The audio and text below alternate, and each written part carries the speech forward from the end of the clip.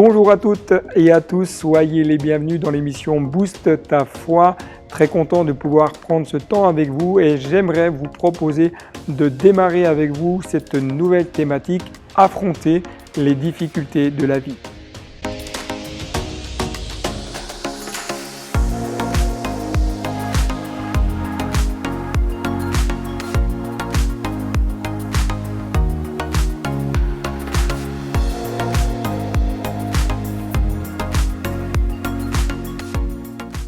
Ce que je vous propose donc aujourd'hui, c'est de démarrer ensemble cette thématique, affronter les difficultés de la vie. Beaucoup de personnes, vous comme moi-même, avons déjà été confrontés à des difficultés, qu'elles soient d'ordre professionnel, d'ordre personnel, d'ordre sentimental ou d'ordre spirituel, et que suivant notre parcours de vie, suivant notre histoire, notre éducation, nous réagissons d'une manière très différente face à certaines difficultés. Beaucoup de personnes vont être confrontées dans leur vie à des temps d'échec. Je ne sais pas si vous avez déjà vécu personnellement des moments d'échec ou si vous vivez peut-être un temps d'échec, mais j'aimerais simplement vous rappeler tout d'abord ceci, c'est que Dieu vous aime et que Dieu comprend votre douleur. En effet, l'échec va produire dans notre cœur une souffrance intérieure, comme une plaie invisible, mais une plaie qui existe à l'intérieur de notre vie, une plaie qui vient nous toucher au plus profond de notre âme.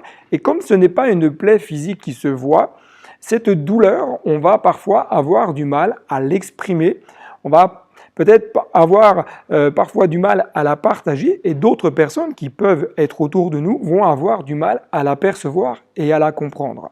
C'est pour cela que je vous rappelle que Dieu vous aime, que Dieu comprend votre douleur, mais surtout que Dieu veut agir en profondeur dans votre vie afin de guérir toutes les blessures qui sont à l'intérieur de votre existence, parce que ce que Dieu veut, c'est que vous ne restiez pas dans l'échec. Le psaume 139, versets 1 à 3, nous dit « Au chef des chantres » de David, psaume « Éternel, tu me sondes et tu me connais. Tu sais quand je m'assieds et quand je me lève.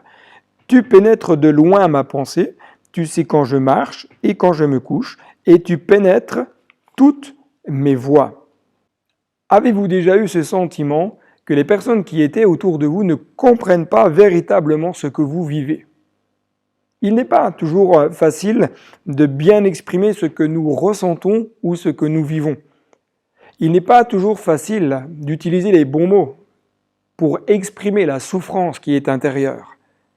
Il n'est pas facile d'exprimer à d'autres personnes les difficultés que nous traversons, les doutes, les luttes, les choses que nous ne comprenons pas. Pourquoi? Parce que parfois nous avons des personnes qui sont autour de nous qui n'ont pas forcément cette oreille attentive et pleine de compassion, qui vont être là à rester à nos côtés avec bienveillance et qui soient prêtes à nous aider dans notre difficulté. Pourtant, quelles que soient les preuves que nous puissions vivre, l'épreuve par laquelle nous pouvons passer ou par laquelle peut-être vous passez aujourd'hui, Dieu sait ce que vous ressentez. Dieu sait très bien quelle est la douleur et quel est le degré de douleur que vous êtes en train d'endurer dans votre vie. Pourquoi? Parce que seul Dieu connaît toutes choses. Dieu connaît votre souffrance, Dieu connaît la douleur qui est là, même si vous n'exprimez pas les choses verbalement. Le psalmiste nous amène à réaliser quelque chose d'important, c'est que Dieu sonde tout. Dieu sonde notre cœur, notre vie. Il nous connaît mieux que nous-mêmes. Il nous connaît dans les moindres détails, dans les moindres aspects, dans les moindres directions de notre vie. Dieu nous connaît. Et le désir de Dieu pour chacun et chacune d'entre nous, pour vous, c'est d'œuvrer en profondeur. C'est de faire cette œuvre en profondeur afin de vous amener dans cette guérison personnelle. Son œuvre, et j'aime à le dire, n'est pas une œuvre de superficialité. Dieu ne s'occupe pas uniquement de l'enveloppe. Dieu ne s'occupe pas uniquement des petits bobos, mais Dieu veut agir en profondeur. Son action, elle n'est pas là pour agir que sur l'apparence. Telle une main, comme celle du potier, la main de Dieu façonne et l'extérieur du vase, mais en même temps, il façonne l'intérieur. Il s'occupe également de l'intérieur. Il ne s'occupe pas simplement de l'aspect extérieur du vase, ce qui va être vu, mais il façonne également l'intérieur. Pourquoi? Parce que Dieu veut faire de nos vies des vases d'honneur, des vases utiles. Dieu travaille notre cœur afin de nous amener au dépassement, afin de nous amener à un certain changement et à une certaine transformation. Tout d'abord, j'aimerais simplement que vous puissiez retenir ceci, c'est que Dieu sait, il sait tout de nous. Le psalmiste va dire, Dieu, tu sais quand je m'assieds et quand je me lève. Il est parfois nécessaire, vous savez, de prendre des temps de pause. Il est parfois nécessaire de s'asseoir, de se reposer un peu pour mieux repartir. La fatigue, le combat, les épreuves de la vie, les difficultés diverses, le travail que nous avons au quotidien, les heures supplémentaires que parfois nous sommes obligés de faire vont générer dans notre vie naturelle de la fatigue, mais également elles peuvent générer une certaine pression et fatigue spirituelle qui vient davantage alourdir. Et c'est pour cela que nous avons aussi besoin de prendre du temps pour nous asseoir, pour prendre des moments de repos, et Dieu le sait, et Dieu va le respecter. Il n'est pas là pour toujours nous pousser en avant, mais il est là pour que nous puissions prendre du temps pour nous ressourcer. Seulement, il est important à nous aussi de veiller à prendre ces moments et à les respecter. Deuxièmement, Dieu sait quand je m'assieds et quand je me lève. Et l'effort fait partie de la vie de tout croyant. Je crois qu'il est plus facile de s'asseoir, de prendre un temps de repos, que de se relever ensuite pour redémarrer.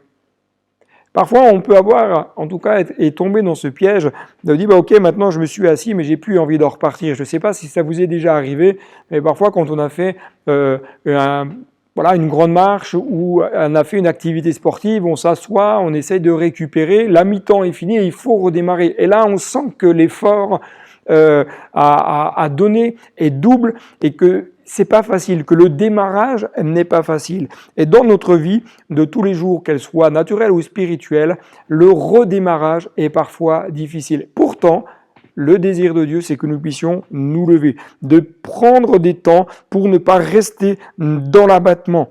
Pourquoi? Dieu a vaincu. Dieu a vaincu notre ennemi. Son désir, c'est que nous puissions aller plus loin. Son désir, c'est que nous puissions aller de l'avant, que nous puissions grandir et que nous puissions progresser. Il connaît nos pensées. Rien ne lui est caché. Nos paroles, même si elles sont prononcées au plus profond de notre être, nos pensées, rien ne lui est caché. Nos actes peuvent démontrer le contraire de ce que nous pensons. Nos actes peuvent démontrer le contraire de ce que nous, en tout cas, vivons intérieurement. On peut avoir une apparence, faire croire que tout va bien, alors qu'intérieurement, c'est plutôt le contraire. Dieu sait, il connaît nos pensées. C'est pour cela que j'aimerais vous dire, ne cherchez pas à cacher à Dieu ce que vous ressentez, ce que vous vivez, les incompréhensions.